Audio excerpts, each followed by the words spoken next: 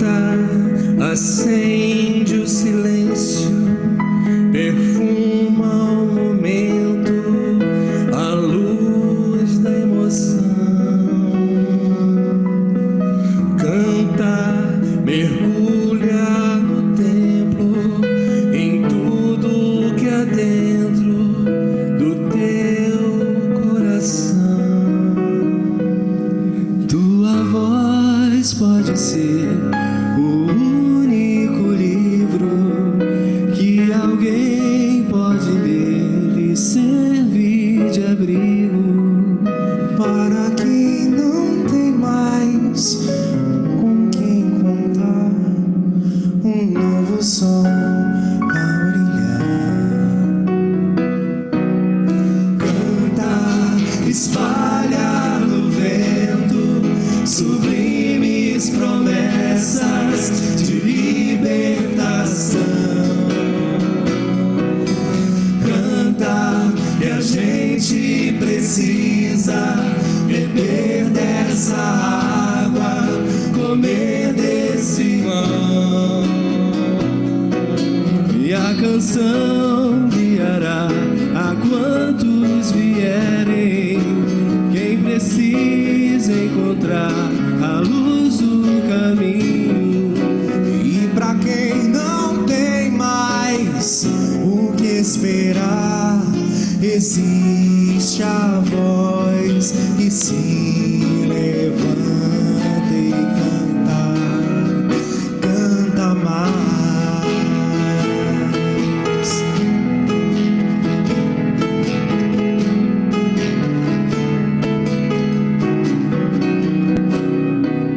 E a canção guiará a quantos vierem, quem precisa encontrar a luz do caminho. E pra quem não tem mais o que esperar, existe a voz que se levanta e canta mais. É tua voz que se levanta e canta, tanto em nós.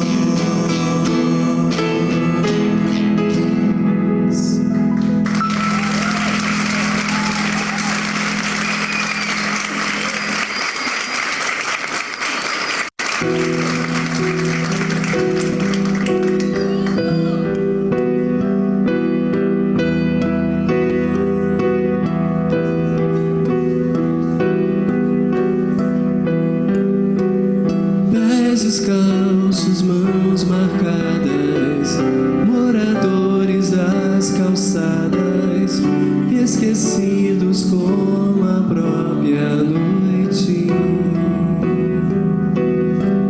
Rosto triste,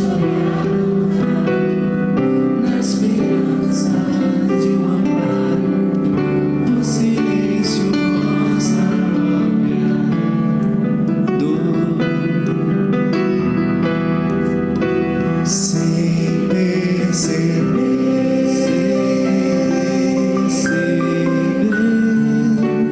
finjo não ver e prefiro evitar. Preciso ter olhos de ver e mãos de ajudar,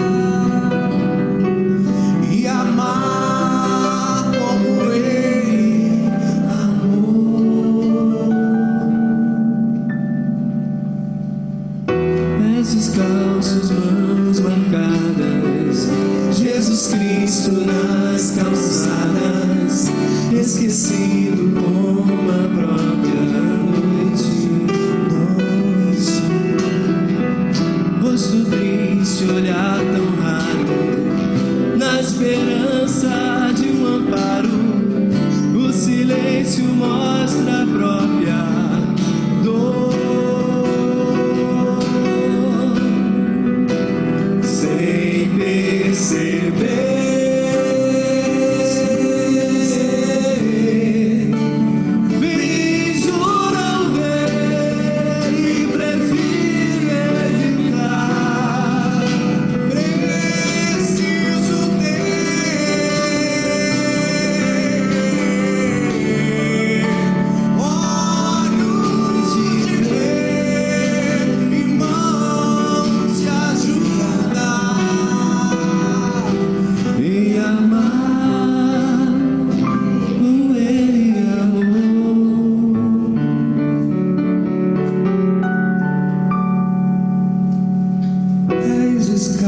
nossas mãos marcadas, Jesus Cristo nas calçadas, esquecido como a própria noite.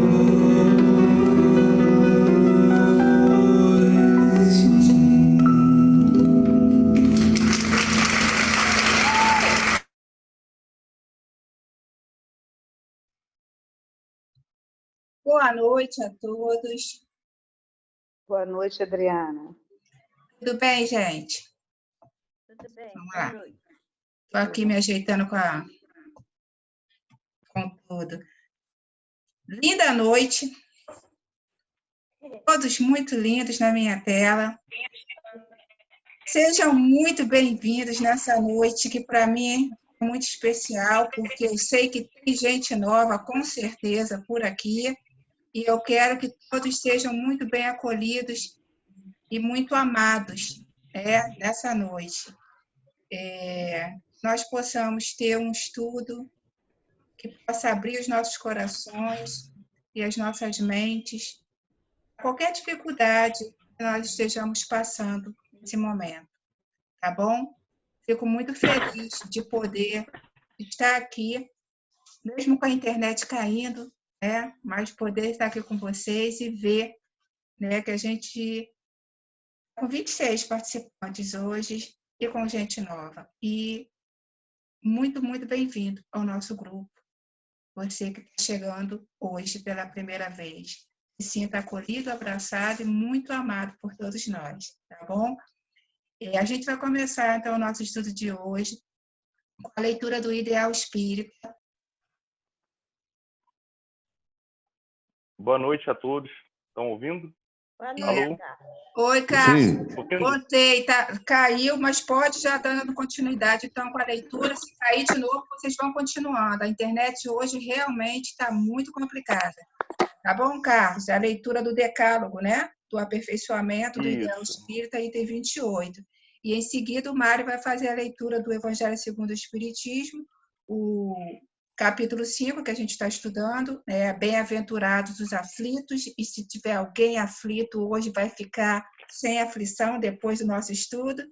E o item Morrer pelo outro é suicídio. Não é isso, Mário? Então, o Carlos continua agora. Obrigada, Carlos. Boa noite a todos. Estão ouvindo bem? Sim, muito Okay. bem. Tá. Então, eu vou no comentário antes de fazer a leitura para dar um entendimento de que a luz nos traz hoje. Essa semana, eu voltando pela Dutra, eu me deparei com um automóvel, na traseira dele tinha assim, escrito, Ministério Aprendendo a Morrer. Tá? O endereço não era do Cafundá, fiquem tranquilos. Então, o que acontece? A nossa leitura de hoje, o André Luiz, ele nos vai exatamente o contrário, ele vai nos ensinar como viver, que eu acho que essa é a proposta do Espiritismo. Tá? Então, aquela questão da morte, Mateus 12, capítulo 12, versículo 33, ele nos traz: uma árvore é conhecida pelo seu fruto, e uma árvore boa dará bons frutos, e uma árvore má dará maus frutos. Então, se a gente quer morrer bem, é o fruto da vida que nós vamos ter, tá? Então, o André Luiz ele vem nos trazendo crises para que a gente tenha uma vida com excelência. Tá? Então, o que acontece?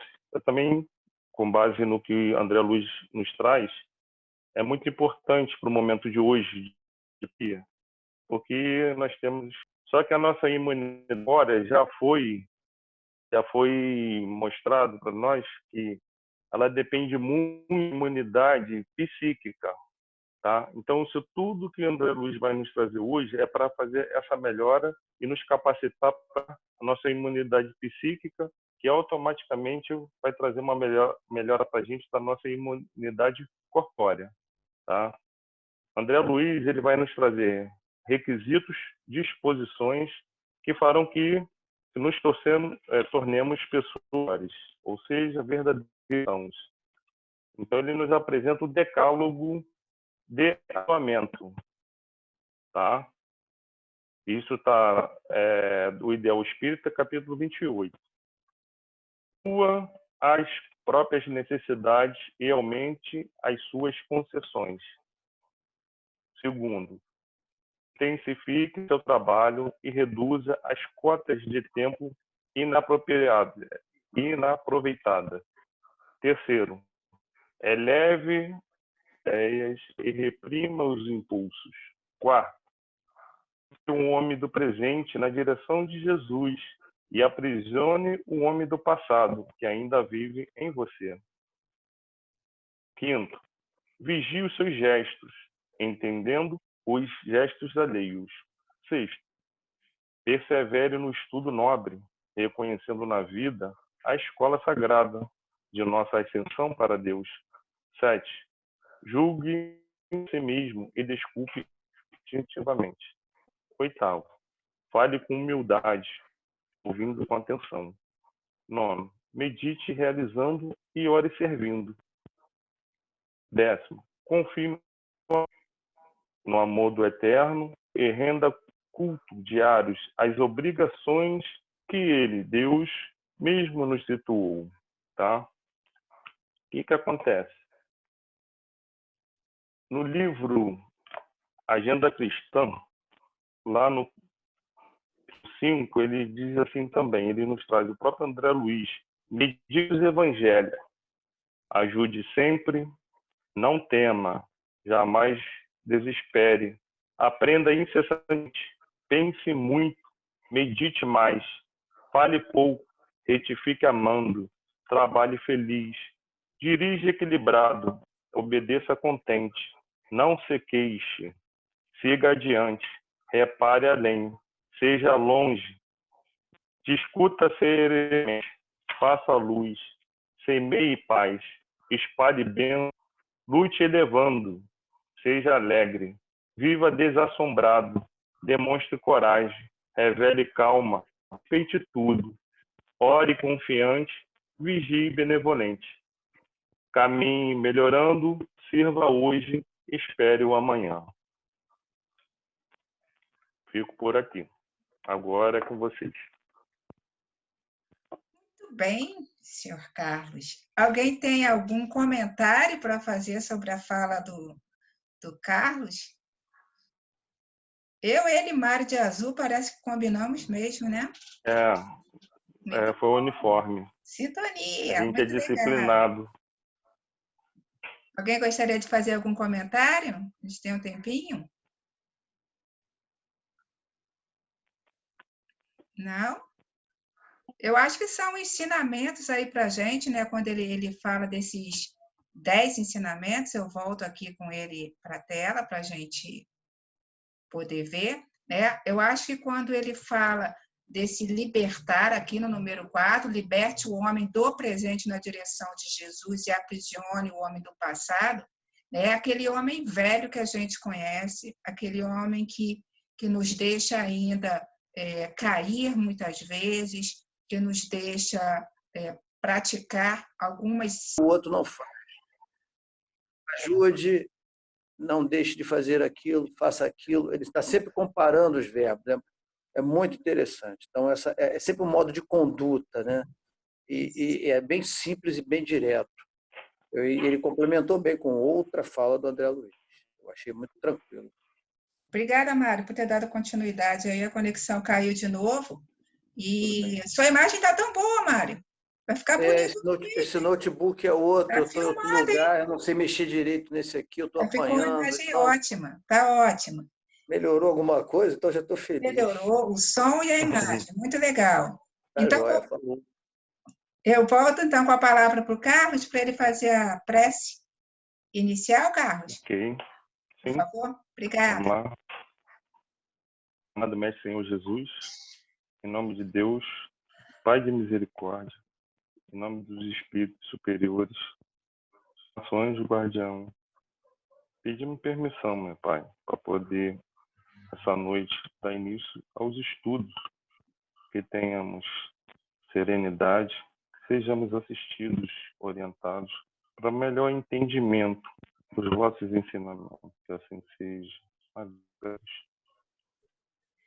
Assim seja. Então, a gente já passa direto para o Mário, para o Evangelho segundo o Espiritismo. Vamos lá, Mário. Falou, nós estamos aqui quase no final do capítulo 5, né, no item 30, né? Isso. Um homem se expõe a um perigo iminente para salvar a vida de um dos seus semelhantes, sabendo de antemão que ele mesmo sucumbirá. Isso pode ser considerado um suicídio? Uma resposta dos espíritos. Do momento em que não há intenção de procurar a morte, não há suicídio, mas devotamento e abnegação, embora a certeza de perecer. Mas aí ele põe um parênteses aqui, né? Mas quem pode ter essa certeza, ou seja, do perecer, né, do falecer? Quem disse que a providência não reserva um meio inesperado de salvação no momento mais crítico? Quer dizer, ainda coloca para a gente interessante. Vamos comentar mais tarde. Não pode ela salvar mesmo aquele que estiver na boca de um canhão? Frequentemente, pode ela querer prolongar a prova da resignação até seu último limite, quando uma circunstância inesperada desvia o golpe fatal. São Luís, Paris, 1860. Reparem na pergunta que o perigo é iminente, ou seja, o perigo não tem como, é um perigo gigantesco, grande, está na hora, não tem como, não tem para onde correr, não é um periguinho, não cortou o dedinho, não é isso. Depois ele diz o seguinte, para salvar a vida de um seu semelhante, sabendo que vai morrer, pode ser considerado suicídio? Aí eles dizem não, porque Deus julga o quê? A intenção. Se não há intenção de procurar a morte, não há suicídio. Né? Nós fizemos até um comentário da pergunta 954 do Livro dos Espíritos, né? Que quando não há intenção, não há suicídio. Então, Deus julga a intenção. Em várias situações do Antigo Testamento, no Livro dos Espíritos, nas questões 658, 670, 749, tem várias. Eu estou lendo aqui do ladinho, tá? Não decorei, não. Várias dizendo, julga a intenção. Agora, o grande tchan dessa historinha da intenção é quem é que sabe realmente qual a intenção daquela pessoa? Deus. Nós não sabemos. Não temos como julgar. Tanto é que Jesus dizia, não julgueis. Não é só para não ser julgados, mas não julgueis porque você não sabe tudo que está relacionado àquela situação. Principalmente num caso triste, num caso complexo, num caso difícil, que machuca muito as pessoas, os espíritos, que é o caso do suicídio. A quem nós devemos todo respeito àqueles que se suicidam, porque ele está passando por uma situação, para ele, super difícil. Seja por orgulho, seja por dificuldade, depressão, tristeza, satisfação, seja o motivo que o levou. É muito difícil. Então, ele diz aqui que a devotação e a abnegação. Quando a pessoa faz isso porque pretende salvar alguma pessoa de algum perigo iminente. Nós temos várias dessas situações. O Kardec gosta muito de citar, porque em 1800 e pouco tinha vindo logo depois da Revolução Francesa, né, 1789, 1790, então tinha uns 50 anos só de Revolução Francesa, o negócio ainda estava quente, né, no sangue francês ali, nos espíritos franceses. Então, ele fala do duelo, ele fala da bala de canhão, e ele fala também dessa situação, que nós temos o quê? Muita tensão em relação a esse tipo de morte. É um suicídio em salvar os seus companheiros? Por quê? Porque na guerra o heroísmo quase sempre é dada a medalha à pessoa quando ela salva um montão de gente. Outros não recebem medalha, outros têm muita tristeza porque não recebem medalha, e outros não têm tristeza nenhuma, só têm a consciência do dever cumprido nisso. E a gente pode citar o Schindler, né? A lista de Schindler que viu, né? Tem um alemão também que na China salvou muitos chineses em relação aos japoneses durante o ataque na cidade de Nanquim. Né? Então, houve vários heróis que salvaram muitas pessoas e não foram reconhecidos, foram até maltratados. Mas foi provado que, por fatos históricos, que eles salvaram. Nós temos outra coisa, é o seguinte, quem é que disse, quem foi que disse a vocês ou a ele, aquela pessoa que acha que vai perecer por conta do suicídio, que Deus assim o quer? Quem foi que disse que Deus não tem um plano B? Quem foi que disse que você sabe mais do que Deus? Então, nós temos inúmeros casos que nós vemos aí, pessoas que estão em coma, mandam desligar os aparelhos e a pessoa permanece viva, sem os aparelhos. Nós temos diversos casos onde a morte é iminente, a pessoa sai ilesa. Nós tivemos agora um caso aqui no Brasil, que houve uma enchente, a ponte ruiu a estrada, ruiu tudo, e uma família ficou num carro, justamente só uma coluna da terra e do asfalto, e elas lá com o carro, a família. Tudo em volta virou água, e eles ficaram naquela ilhazinha. Então, o que parece para os homens imprevisível, impossível, não é impossível para Deus. Né?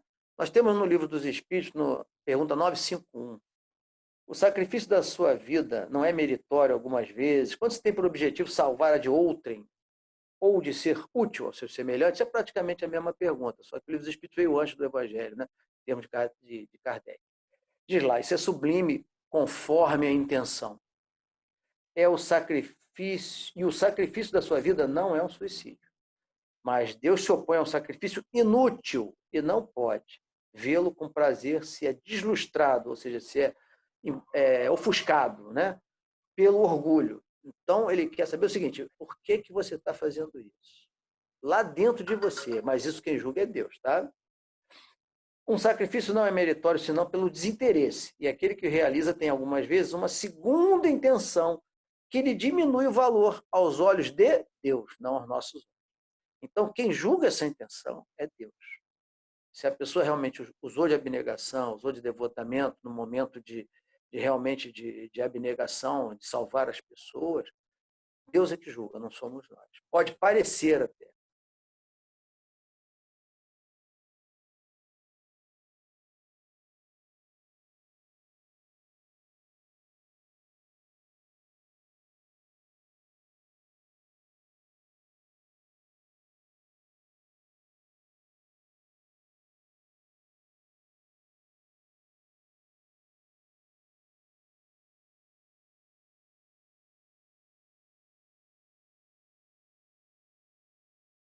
Tá ouvindo agora melhor? Tem alguma coisa aqui dando tilt. Deixa eu ver se eu ouço melhor, Carlos. Mas pode falando, por favor. Tá, porque esses tempos estão sendo tempos difíceis. Está muito baixo, Carlos. Deixa eu aumentar aqui o som do... Tá baixa? Peraí. Rapidinho, peraí. Só um instantinho. Melhorou agora? Alô?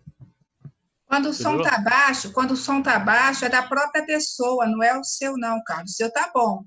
Eu estou te ouvindo bem. O Roberto que tem que aumentar lá. Não, agora ficou bom, mas antes eu estava achando bem baixinho, agora ficou ótimo. Mas é de cada um. Vai lá, Carlos.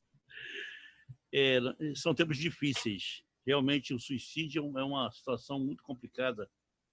E a gente faz parte lá do Conselho do 26º da CERJ. E a gente sempre faz aquela campanha pela vida, né? O suicídio contra... divulgando pelas casas espíritas, pela internet, todos os meios de canais de comunicação. Só que eu até vou propor com o pessoal que a gente antecipar a campanha pela vida, porque o número de suicídio quase que triplicou, tá? Devido à situação que nós estamos vivendo. Não é divulgado, não deve ser divulgado realmente, porque é uma situação muito complicada. Mas chega a mim, eu tenho atendido, porque a nossa casa lá, o Eurico está fechado, né? E o atendimento para a terra também não está acontecendo. Então, a gente está fazendo online.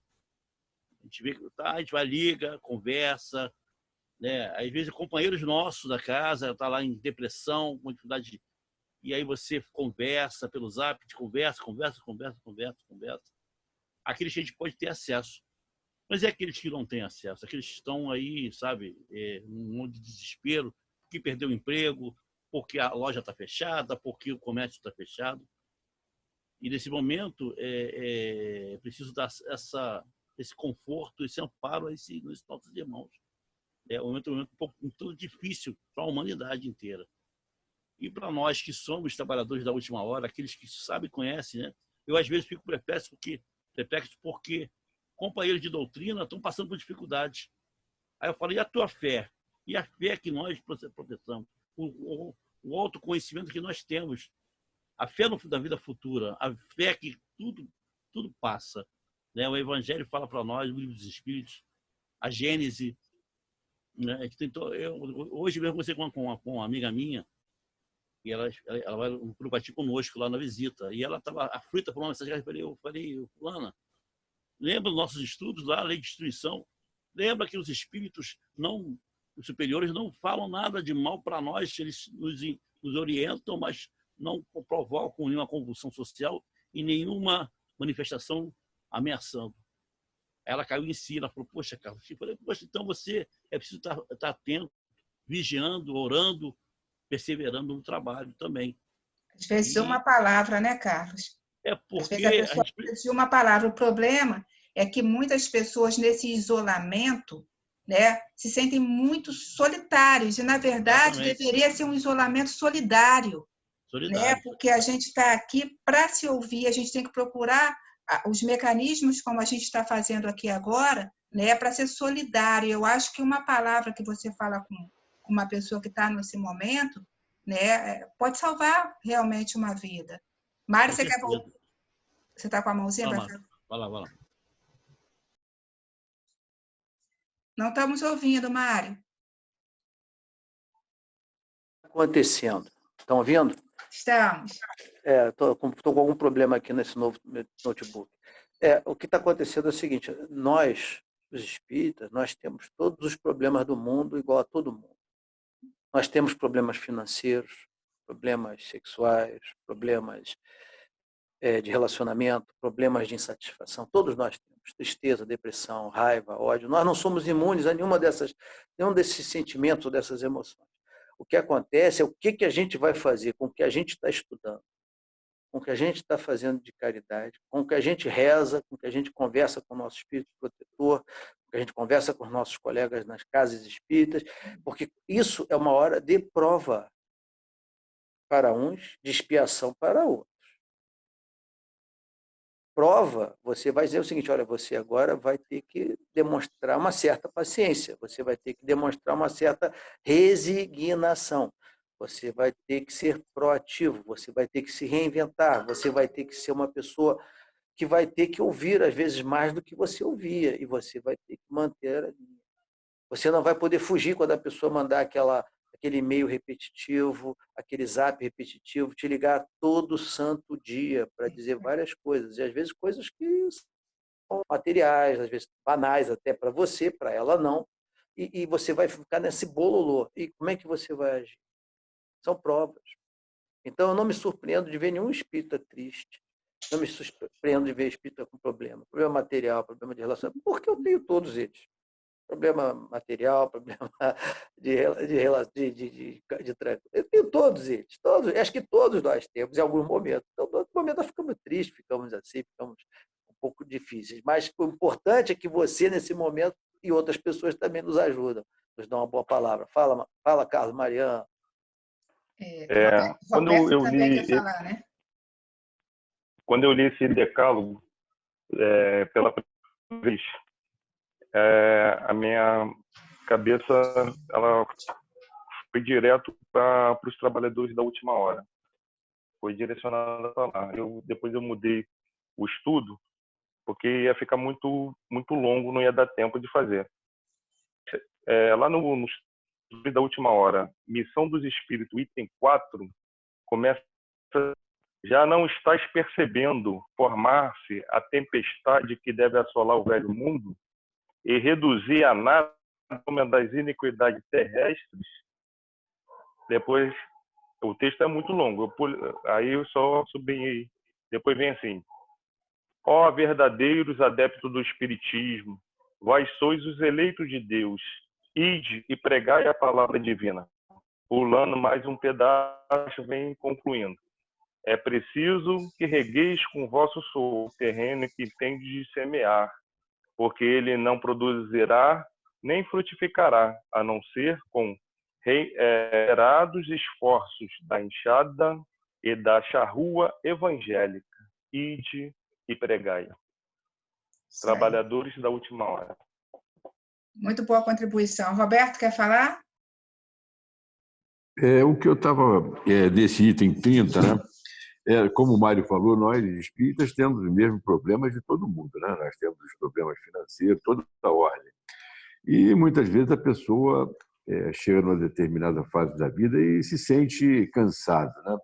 A pessoa não pode permitir ter na sua intenção, e até uma intenção no subconsciente, de que eu vou fazer alguma coisa para acabar com a minha existência, que eu estou cansado. Eu acho que nós espíritas sabemos o valor da vida, da oportunidade, a razão dos desafios, das dores, das dificuldades, e isso nós temos que combater, porque nós, como todos os outros, podemos ter essa sensação, né? Às vezes a pessoa se sente já sozinha, já alguns entes queridos já retornaram à vida verdadeira, e a pessoa começa a ter no seu subconsciente aquela intenção e pode tomar atitudes que ela está escondendo dela mesma, mas a intenção dela é abreviar, né, a vida.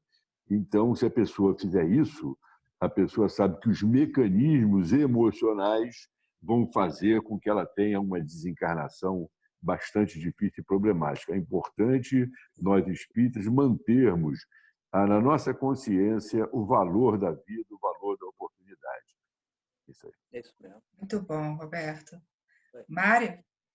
Não, a ideia central da gente aqui, em poucos minutos, né, é sempre não buscar, talvez, com todo respeito, não buscar a causa, né, mas buscar o seguinte, olha, evitar.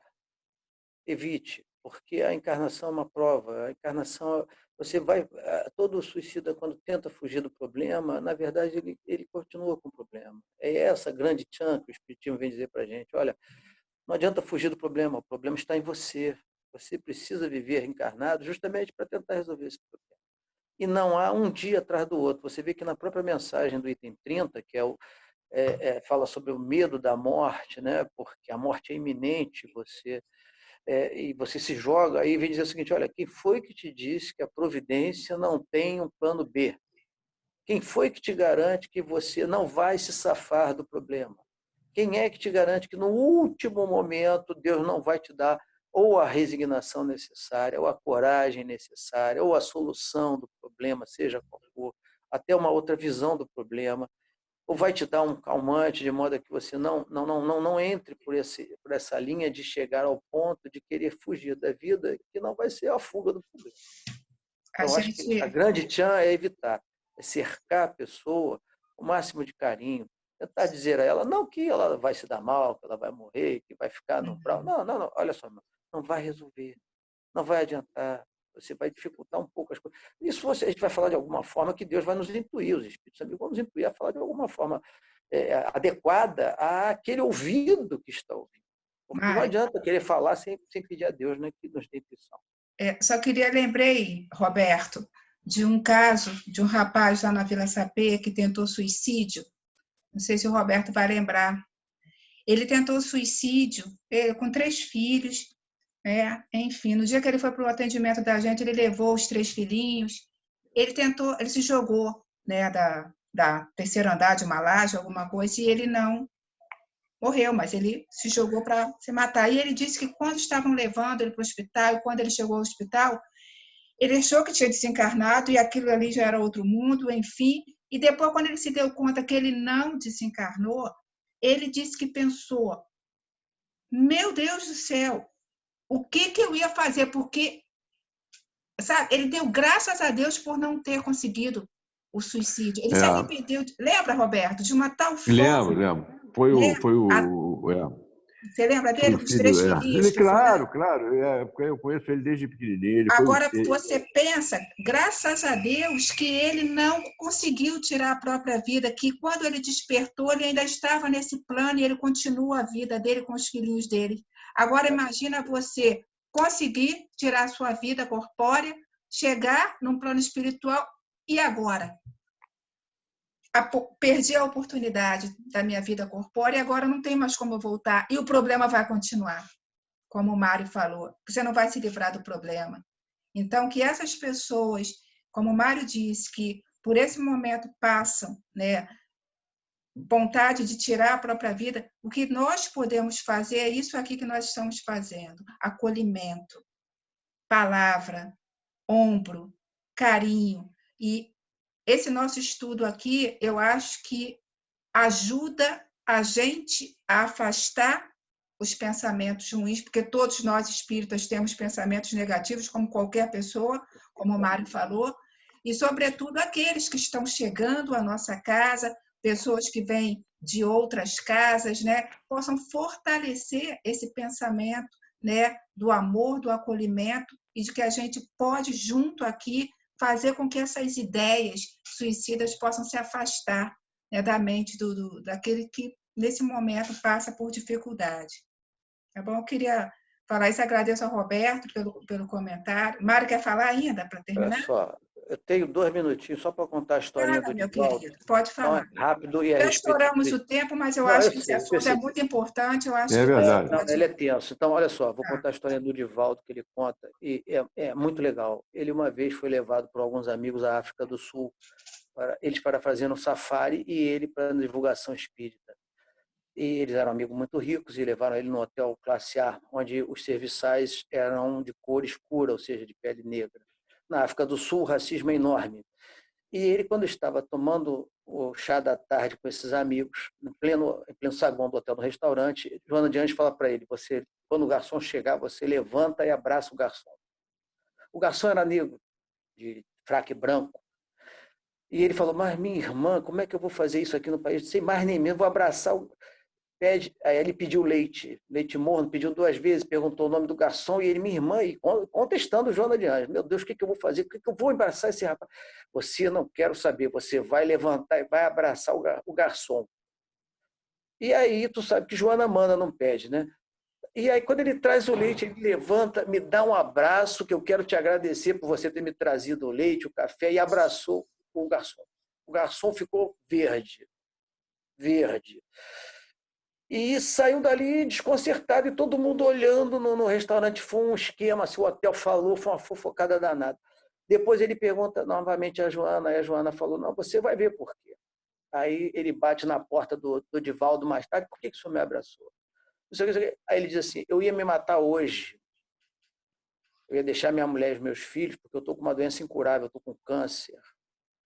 Aí Joana fala no ouvido dele assim: ó, esse rapaz vai fundar o espiritismo na África do Sul. Nós temos planos para ele.